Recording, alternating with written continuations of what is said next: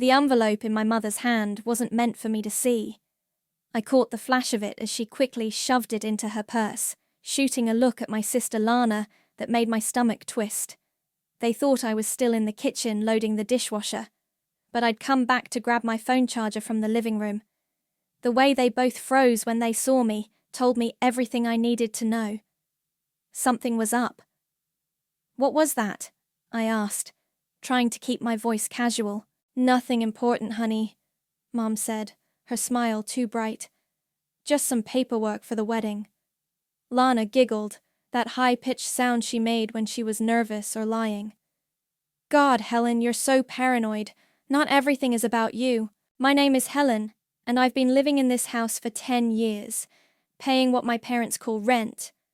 But what I know covers their exact mortgage payment down to the penny. The deal was simple. I pay $1,800 a month, live at home, save money for my own place, and they'd help me with a down payment when I was ready. It seemed fair. It seemed like family." "I'm not paranoid," I said, plugging my phone into the charger. "I just noticed you two whispering again." "We're planning a wedding, Helen," Lana snapped, flipping her perfectly styled blonde hair. "There are a million details you wouldn't understand." I bit back my first response.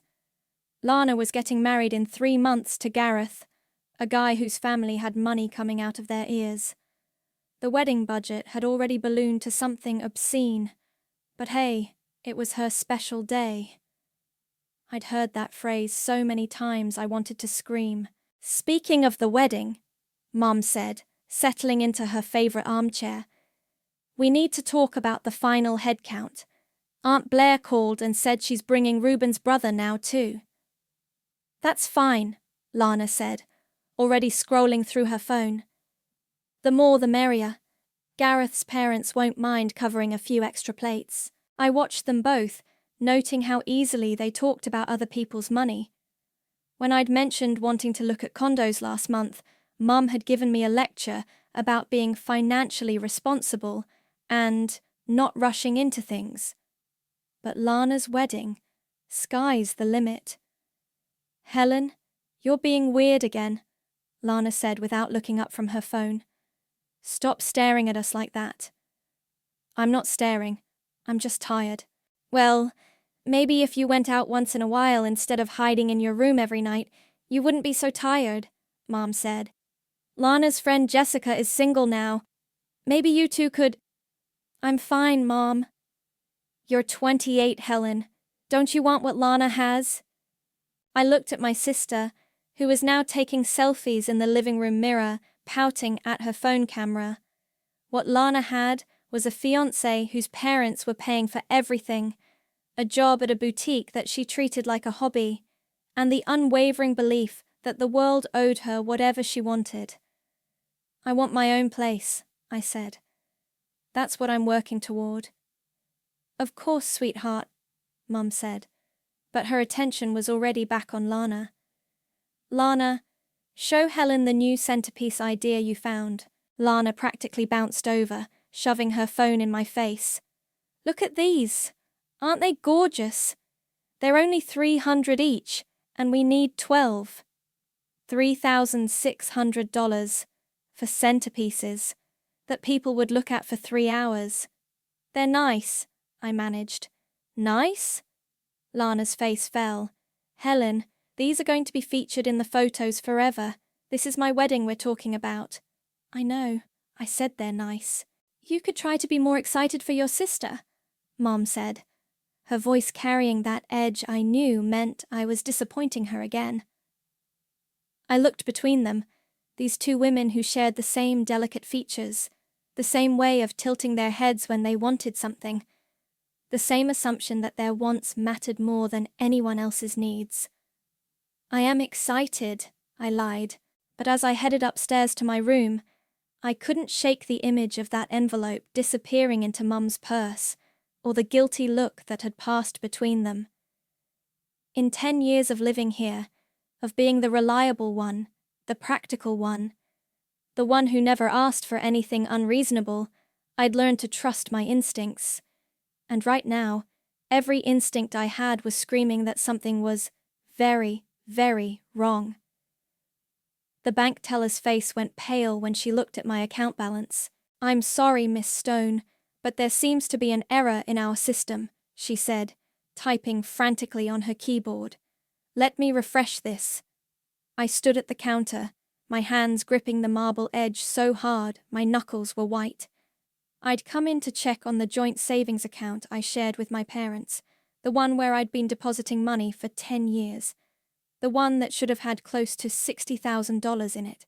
"No error," she said quietly, her voice barely above a whisper. "The balance is 0. That's impossible. I'm showing a withdrawal of $58,412 on March 15th.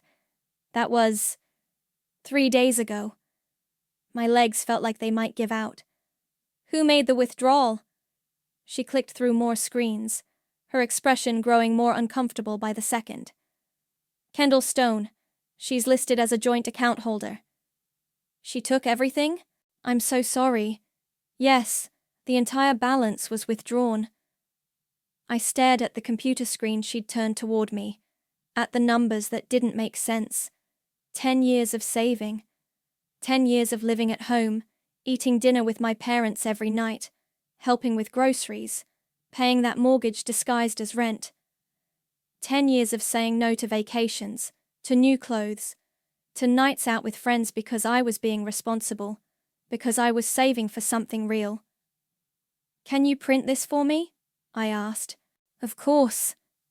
The paper felt heavy in my hands as I walked to my car. $58,000. Gone. 3 days ago, while I was at work, probably while I was sitting in some boring meeting about quarterly reports, my mother had walked into this same bank and taken everything. My phone buzzed. A text from Lana. "Can you pick up the cake samples from the bakery? Mom's busy with the florist." I stared at the message, then at the bank statement, then back at the message. The cake samples. For the wedding that had apparently been funded with my life savings. I drove home in a daze, my mind replaying every conversation from the past month.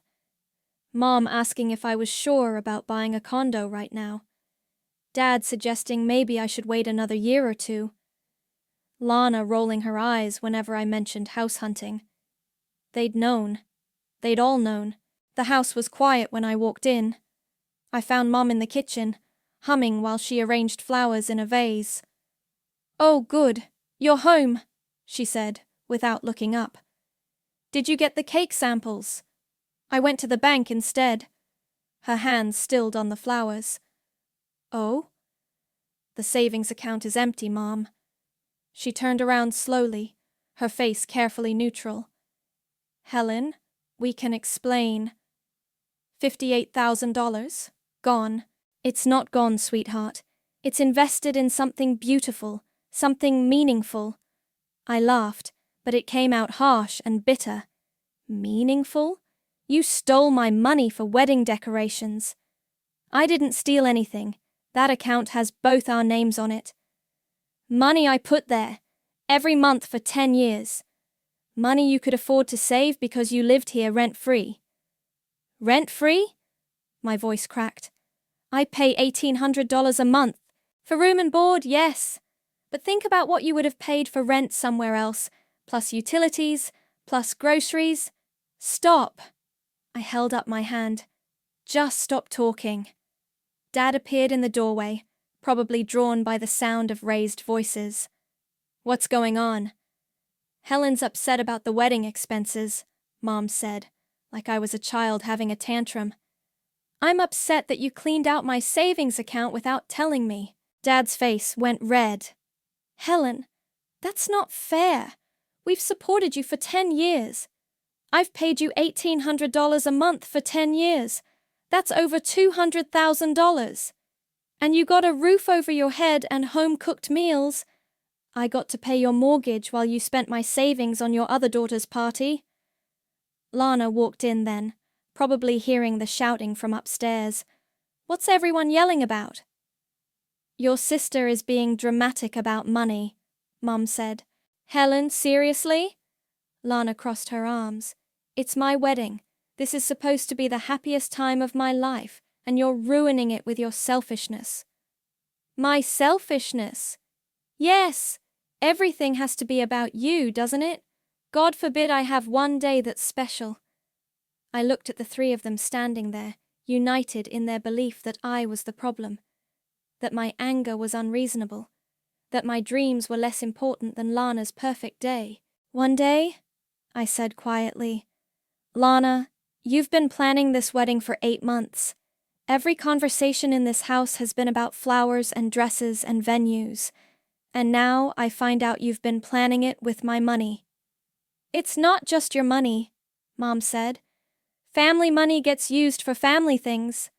Then why wasn't I part of the decision? The silence stretched between us, heavy and telling. Because you would have said no, Lana finally admitted. You would have been selfish about it. I nodded slowly, understanding flooding through me like ice water. You're right. I would have said no. So you admit it, I said, my voice steady despite the rage building in my chest. You knew I'd say no, so you just took it anyway.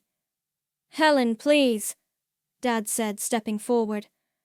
Let's all calm down and discuss this rationally. Rationally? I pulled the bank statement from my purse and slammed it on the kitchen counter. $58,000, Dad. 10 years of my life. Gone in one day. Mom picked up the paper, glanced at it, then set it down like it was nothing. You're acting like we spent it on drugs or gambling. This is for Lana's wedding. This is family. I'm family too.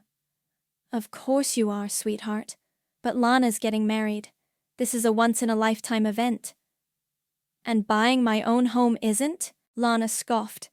Helen, you can buy a house any time. I can only get married once. Actually, statistically... Don't you dare, Lana snapped. Don't you dare make some sarcastic comment about divorce rates. This is real love, Helen.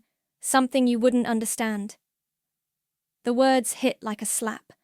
I looked at my sister, really looked at her, with her perfect makeup and her designer clothes that she somehow afforded on a part-time boutique salary. You're right, I said quietly. I don't understand spending someone else's life savings on one party. It's not just a party, Lana's voice went shrill. It's my wedding day, the most important day of my life. More important than my future? Yes! The word exploded out of her before she could stop it. The kitchen went dead silent. Dad cleared his throat. Lana didn't mean... Yes, she did. I looked at each of them in turn. She meant exactly that. Her wedding day is more important than 10 years of my savings, more important than my dreams, more important than me. That's not what she said, Mom jumped in, but her voice lacked conviction. It's exactly what she said. I picked up the bank statement and folded it carefully. And you know what? I believe her. I believe all of you. Helen, you're being ridiculous, Dad said. We're family. We support each other. Support? I laughed, but there was no humor in it. When have you ever supported me, Dad? When I graduated college with honors. You missed the ceremony for Lana's sorority formal. When I got promoted last year. You forgot to even congratulate me because Lana got engaged the same week. That's not fair. When I said I wanted to buy a house, you told me to wait. Be patient. Save more money. But when Lana wants a $10,000 dress, suddenly money isn't an issue. The dress was $8,000, Lana muttered. Oh, excuse me, $8,000. Plus the venue, the flowers, the photographer, the cake, the... Stop it, Mom said sharply. Just stop. You're ruining everything with your jealousy. Jealousy? The word came out as a whisper. You think I'm jealous? Aren't you? Lana crossed her arms. You've always been jealous of me, ever since we were kids. I've been taking care of this family since I was 18 years old. I've paid your bills, covered your expenses, listened to your problems, and celebrated your successes while putting my own life on hold. And you think I'm jealous? You chose to live here, Dad said. No one forced you. You're right. I chose to trust you. I chose to believe that when you said we were saving together for my future, you meant it. I chose to think that my family cared about my dreams too. We do care, Mom said, but she wouldn't meet my eyes. No, you don't. You care about what I can provide. You care about my monthly payments. You care about having someone reliable to handle the practical stuff while you focus on what really matters to you. That's not true, Dad protested. Then prove it. Give me back my money. The silence stretched so long I could hear the kitchen clock ticking. We can't, Mom finally said. The deposits have already been made. The vendors have been paid. Then take out a loan, mortgage the house, figure it out. Helen, be reasonable, Dad said. We're not going to destroy Lana's wedding because you're having second thoughts about your living situation. Second thoughts? My voice rose despite my efforts to stay calm. I'm having second thoughts about my family. Don't be so dramatic, Lana said. God, Helen, you're almost 30. It's time to grow up and stop being so selfish. I stared at her, this person I'd shared a childhood with, who I'd helped with homework and driven to parties and covered for when she came home drunk. This person who thought my life savings was her wedding fund. You're right, I said finally. It is time to grow up. I turned and walked toward the stairs. Where are you going? Mum called after me. To my room, to think about what growing up actually means. Helen, don't be like this, Dad said. We can work something out after the wedding. I stopped at the bottom of the stairs and looked back at them. After the wedding. Right. When it's too late to matter. You're being childish, Lana said. Maybe, but at least I'm not being a thief. I called Martina the second I got to my room. They did what? Her voice came through the phone, sharp and incredulous. Cleaned out the entire account. $58,000, Martina. Gone. Jesus Christ, Helen. That's theft. Apparently it's family support when they do it. No, it's theft when they do it too. Are you okay? Do you need me to come over? I sat on my bed, staring at the bank statement I'd spread out on my nightstand. I don't know what I need. I can't think straight. Okay, breathe. We're going to figure this out. Do you have any legal recourse? I don't know. The account was joint, so technically she had access. But it was your money. Try explaining that to them. According to my family, I owe them for 10 years of room and board.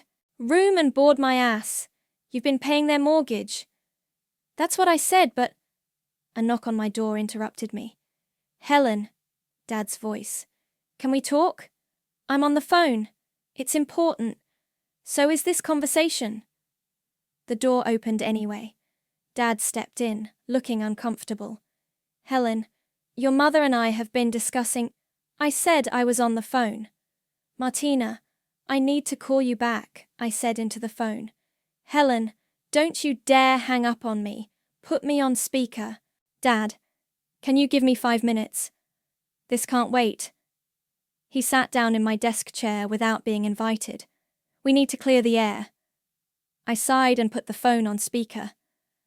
Martina, you're on speaker. Dad wants to clear the air. Hi, Mr. Stone. Martina's voice came through crisp and professional.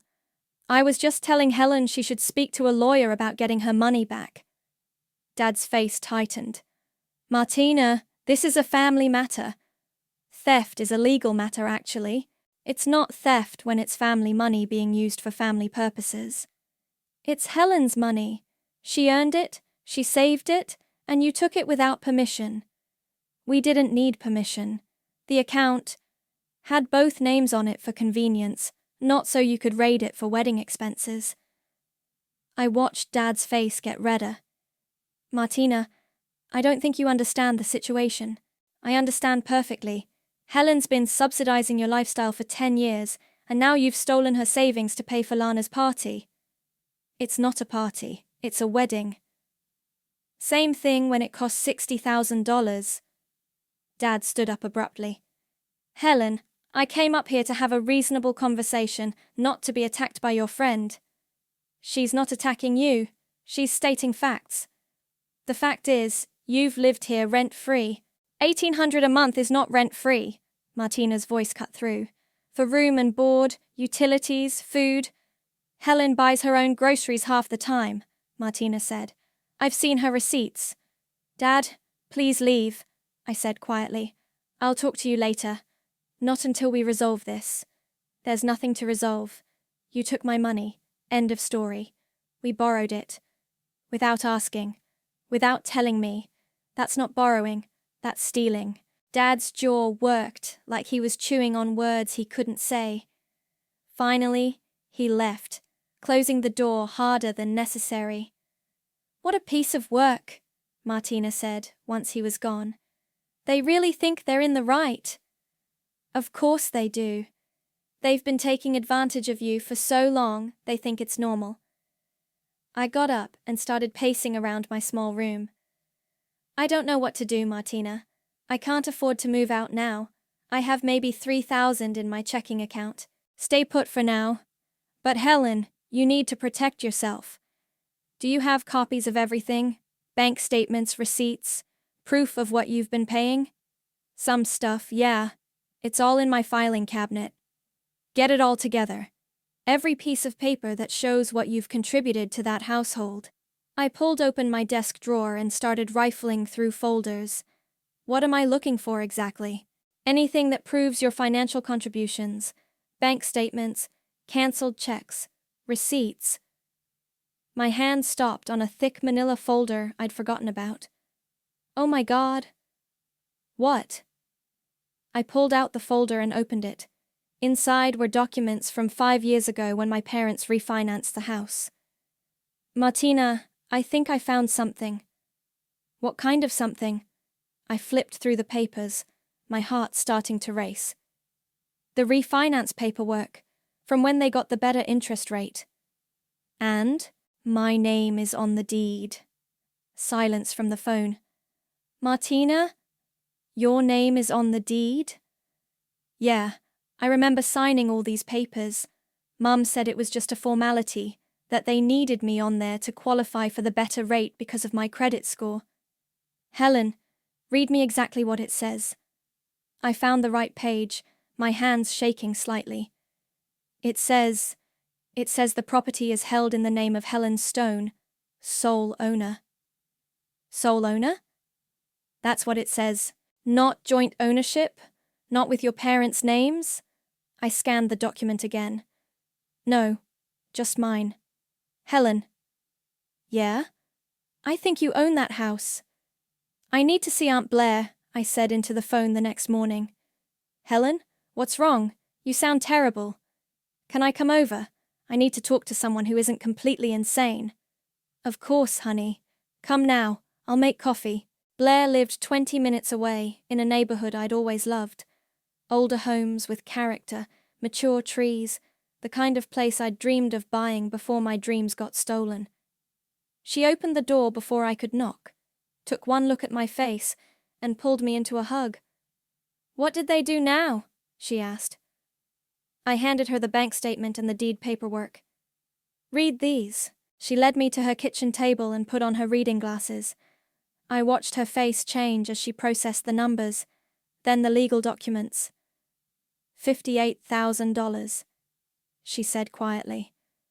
Gone. For Lana's wedding. And this deed. Says I own the house. Apparently I've been paying rent to live in my own home. Blair set the papers down and looked at me with the same expression she'd worn when I was 12, and told her about Mom missing my school play for Lana's dance recital. Your mother called me yesterday, she said. What did she say?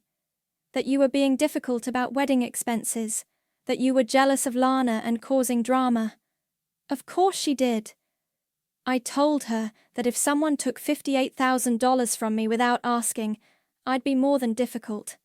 Blair poured coffee into 2 mugs. Helen, what are you going to do? I don't know. Part of me wants to pack up and leave tonight. And the other part? I stared into my coffee.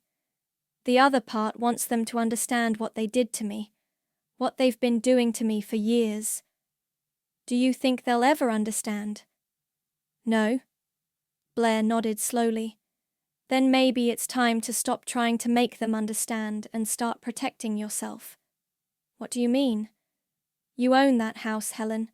You have options. I can't kick out my own parents. Can't you? The question hung in the air between us. I'd never even considered it, but now, they stole from me, Blair. Yes, they did. They've been lying to me for years about everything. Yes. They don't respect me or my dreams or my sacrifices. No, they don't. So why am I protecting them? Blair reached across the table and squeezed my hand. That's a question only you can answer. My phone buzzed. A text from Lana. Mom wants to know if you're coming to the dress fitting today. Please don't ruin this for me. I showed Blair the message. Unbelievable, she said. Even now, she's making herself the victim. Should I go? Do you want to go? I want to tell her exactly what I think of her and her precious wedding. Then maybe you should. Blair, if I do this, if I use the house thing, there's no going back. Honey, they already made sure there was no going back when they stole your money. I thought about that. About 10 years of putting everyone else first.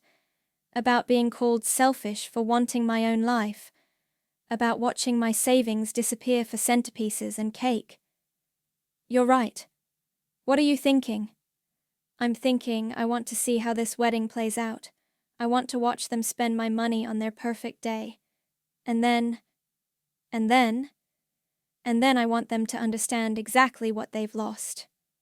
Blair smiled, but it wasn't a happy smile. That sounds like a plan. Will you help me? What do you need? I need copies of everything. The deed, the mortgage papers, bank statements. I need to make sure I understand exactly what my legal position is. I know a good lawyer. And I need someone to talk to when I start feeling guilty about what I'm planning. Helen, they stole $60,000 from you. 58. They stole $58,000 from you and then called you selfish for being upset about it. You don't owe them guilt. My phone buzzed again. Another text from Lana. Seriously, Helen, don't be a bitch about this. It's my wedding. I showed Blair the message. My wedding, Blair read aloud. Not our family celebration or a happy day for all of us. My wedding. Paid for with my money. In your house. That they don't know I own. Blair's smile turned sharper.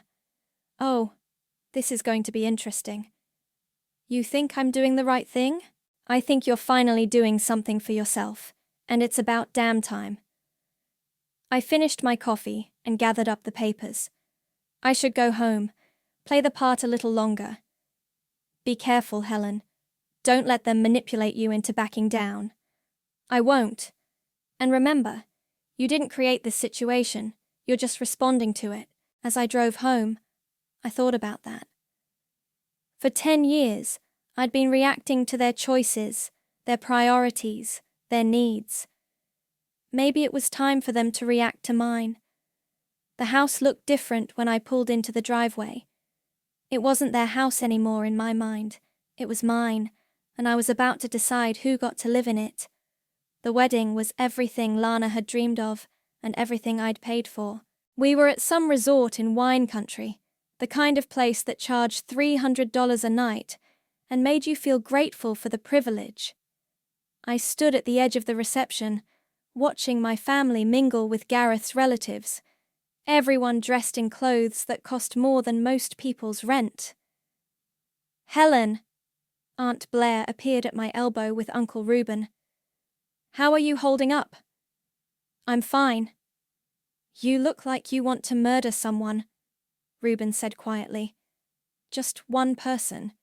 Maybe 3. Blair squeezed my arm. Remember what we talked about. Stay calm. Let them dig their own grave.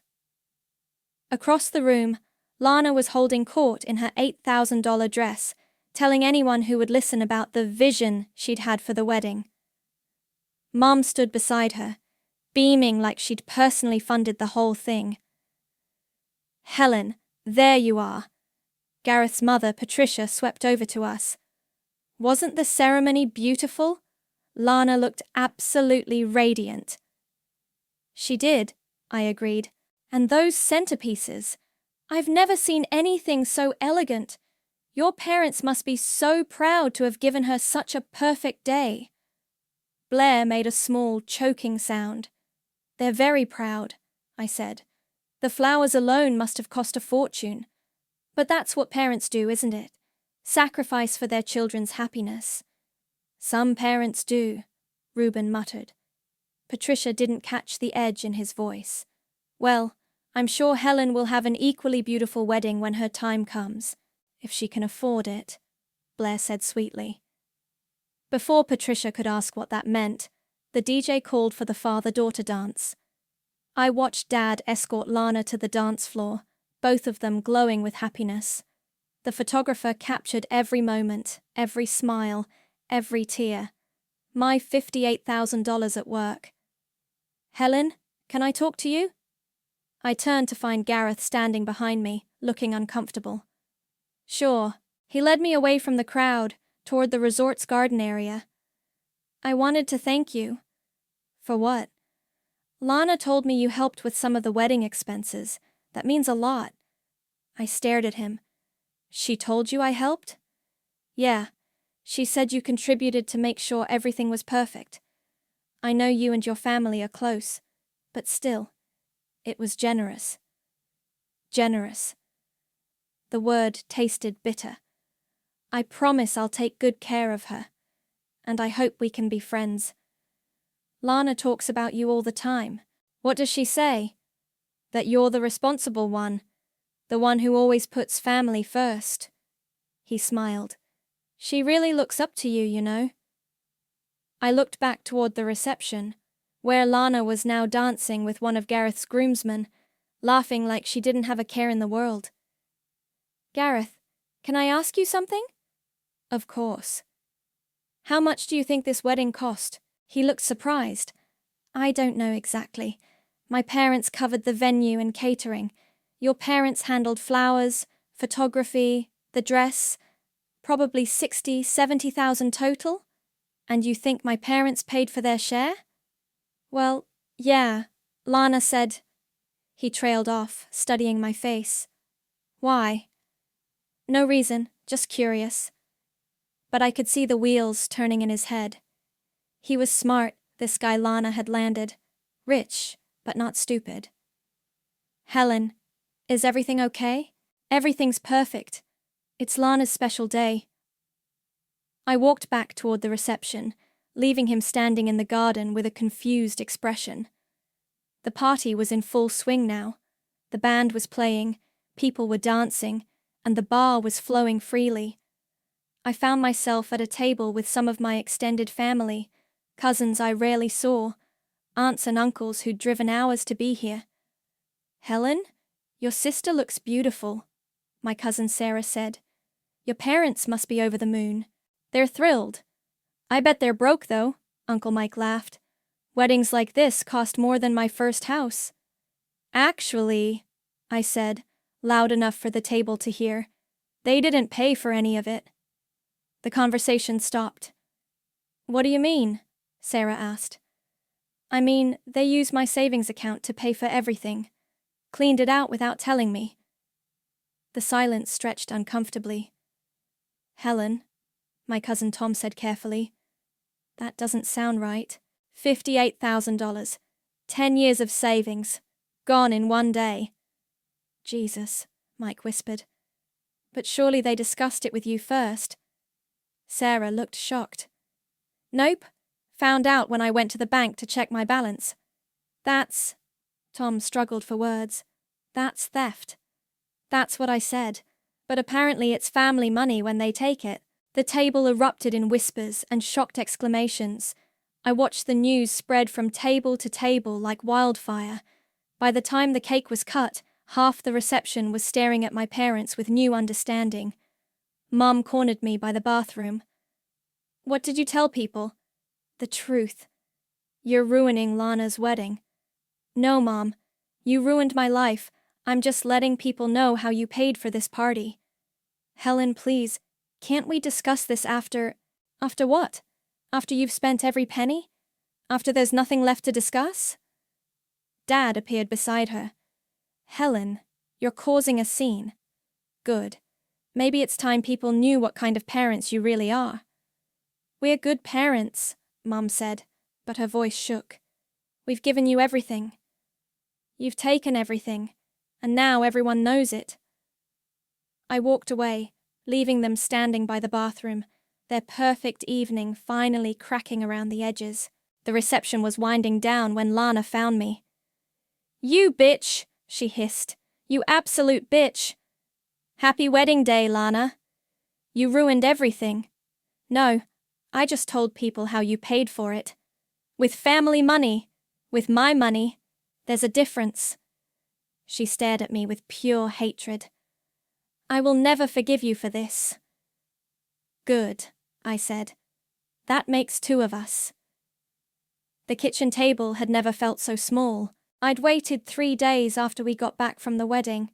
3 days of cold shoulders and whispered conversations that stopped when I entered a room. 3 days of Lana staying at Gareth's place and Mom acting like I'd committed some unforgivable sin. Now they sat across from me, Mom, Dad, and Lana, who'd finally come home to deal with the Helen situation, as I'd heard her tell Mom on the phone. I spread the papers out on the table like I was dealing cards. Bank statements, the deed, mortgage documents, legal papers I'd had Blair's lawyer friend review. "What's all this?" Dad asked, though his voice suggested he already knew this wasn't going to be good news. "This," I said, tapping the deed, "is the title to this house." "Helen, we don't have time for your dramatics," Lana said. "Gareth and I are supposed to look at apartments today. You might want to pay attention to this, Lana. It affects you, too." Mom picked up the deed and put on her reading glasses. I watched her face change as she read. "This says—" She looked up at me, confused. "This says your name." "That's right. But that's impossible. This is our house." "Actually, it's my house. Has been for 5 years, ever since you put me on the deed to get the better refinancing rate." Dad grabbed the paper from Mom. "This is just a technicality. We explained that to you at the time." "Did you?" "Because I remember you saying it was just paperwork, and that nothing would change." "Nothing has changed," Mom said quickly. "You live here, we live here. It's the family home.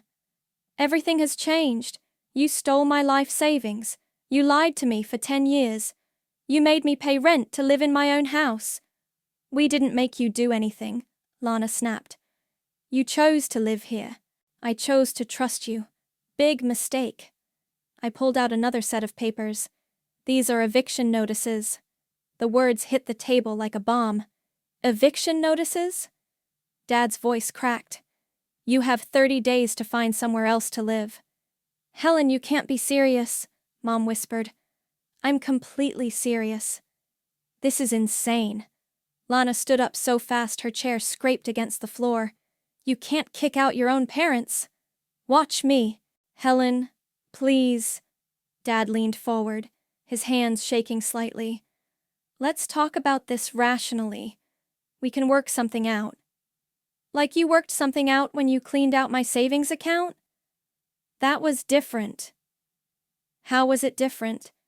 "You took something that belonged to me without asking. Now I'm taking something that belongs to me without asking." "But we're family," Mom said, tears starting to form in her eyes. "Family doesn't steal from each other." "We didn't steal $58,000, Mom. Gone for a party." "It was my wedding," Lana screamed. "Paid for with my money. In my house, while you called me selfish for wanting my own life." "Helen, calm down," Dad said. "Let's all calm down." I am calm. I've never been calmer in my life. And I was. After 10 years of chaos, of putting everyone else first, of swallowing my anger and my dreams, I felt perfectly, crystallinely calm. You can't do this, Lana said. Legally, you can't just throw people out. Actually, I can. I've checked with a lawyer. You're month-to-month tenants in my house, and I'm terminating your tenancy. We're not tenants. We're your parents, Mom sobbed. Your tenants who haven't paid rent in 10 years and who stole from their landlord. The $1,800 a month, Dad started, covered the mortgage on my house. Thank you for helping me pay off my own property. The silence stretched between us. I could hear the kitchen clock ticking, the refrigerator humming, normal sounds of a home that was no longer theirs. Where are we supposed to go? Mom asked quietly. I don't know. Figure it out. Helen, please. Dad's voice broke. We made a mistake. We can fix this. How? Can you give me back my $58,000? We can pay you back over time. With what money? You're both retired. Lana works part-time at a boutique. How exactly are you going to pay me back? They looked at each other, the reality of their situation finally sinking in. We could sell some things, Mom said desperately. The wedding gifts, maybe. You mean the gifts Lana got for her wedding that I paid for? Helen, stop, Lana said. Just stop. We get it. You're angry. But this is going too far. Too far? You want to know what too far looks like? I stood up and gathered the papers. Too far is spending 10 years of someone's life and then calling them selfish when they object. We never called you selfish, Dad protested. You called me selfish 3 days ago when I told people the truth about who paid for the wedding. That was different. Everything is always different when you do it, but when I do something, it's wrong. I walked to the kitchen counter and picked up the 3 envelopes I'd prepared. These are your eviction notices. You have 30 days. I placed one in front of each of them. Helen, you're making the biggest mistake of your life, Lana said, her voice shaking with rage. No, Lana. The biggest mistake of my life was trusting you. I headed for the stairs. Where are you going? Mom called after me. To pack. I'm moving out tomorrow. But if you're moving out, why do we have to leave? I turned back to look at them. 3 people who'd shaped my entire adult life, who'd taken my money and my trust and my dreams and called it love. Because this is my house now, and I get to decide who lives in it. My new apartment was small, but it was mine. I stood at the kitchen window, looking out at the parking lot, when my phone rang. Blair's name on the screen. How are you settling in? She asked. Good. Quiet. And how do you feel? I considered the question. Empty. But not in a bad way. Like when you clean out a closet and suddenly have space to breathe. Your parents moved in with us yesterday. I'd known this was coming. Blair and Reuben had offered temporary housing after my eviction notice became reality. They were good people, better than my parents deserved. How's that going? Your mother cried for 3 hours. Your father keeps asking if we think you'll change your mind. Lana called you some names I won't repeat. And what did you tell them? I told them they made their bed. A knock at my door interrupted us. Blair, someone's here. Can I call you back? Of course. But Helen, I'm proud of you. I hung up and opened the door to find Gareth standing in my hallway, looking uncomfortable.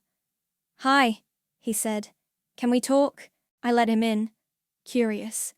He looked around my small living room, taking in the second-hand furniture and bare walls. Nice place, he said, though we both knew it wasn't much. It's honest. What do you want, Gareth? He sat down on my couch without being invited. Lana told me what happened, the real story. Which version? The one where she admits you paid for the wedding. I sat across from him in my single armchair. And I wanted to apologize and to give you this. He pulled out an envelope and set it on my coffee table. What is it? A check. For $58,000. I stared at the envelope like it might bite me. Why? Because it's your money. Because what they did was wrong. Because I can't be married to someone who thinks stealing from family is acceptable. Gareth, you don't have to. Yes, I do. I asked Lana to make this right, and she refused. She said you were being dramatic, and that you'd get over it eventually. So you're doing it instead. I'm trying to fix what I can fix. I picked up the envelope but didn't open it. What does Lana think about this? His face darkened. Lana thinks I'm choosing you over her. Are you? I'm choosing what's right over what's convenient. That's going to cause problems in your marriage. My marriage already has problems. I just didn't see them until now. We sat in silence for a moment. Outside, I could hear kids playing in the complex courtyard. Normal sounds of normal people living normal lives. She's furious with me, he said finally. She's furious with everyone except herself. Your parents keep calling, asking me to talk to you, to convince you to let them come home. What do you tell them? I tell them I'm not getting involved in family business that isn't my family. Smart man, he stood up. Helen, can I ask you something? Sure. Do you regret it? Any of it? I thought about the question, really thought about it. I regret trusting them for so long. I regret not standing up for myself sooner, but kicking them out, taking back what's mine. No, I don't regret that at all. Even though it cost you your family, they cost me my family when they decided my dreams didn't matter. He nodded slowly. For what it's worth, I think you did the right thing. Even though it's going to complicate your life? Especially because of that. If I can't stand up for what's right in my own family, what kind of husband am I going to be? After he left, I sat with the envelope in my hands. $58,000. My money, returned to me by my sister's husband because my sister wouldn't do it herself. My phone buzzed. A text from Mum. Helen, please call me. We need to talk. I deleted it without responding. Another text, from Lana. Gareth told me what he did. You've destroyed my marriage. I hope you're happy. I stared at that one longer before deleting it too. Then I opened my laptop and started browsing real estate websites. Small houses, condos, places I could actually afford now that I had my savings back. Places that would be mine, really mine, where no one could take anything from me ever again. My phone rang. Martina. I heard through the grapevine that Gareth stopped by, she said. News travels fast. Blair called me. So, how do you feel? I looked around my small apartment, at the life I was building from scratch at 28 years old. It wasn't the life I'd planned, but it was honest. It was mine. Free, I said. I feel free. Good. You want to go house hunting this weekend? Yeah, I said, opening the envelope and looking at the check that represented 10 years of my life. I think I do. Outside my window, the sun was setting, painting the parking lot golden. Tomorrow I'd start looking for a house. Tomorrow I'd start the life I should have started years ago. Tonight, I was going to sit in my small, honest apartment and enjoy the silence of a space where no one could lie to me, steal from me, or call me selfish for wanting what I'd earned. It was the most peaceful I'd felt in 10 years.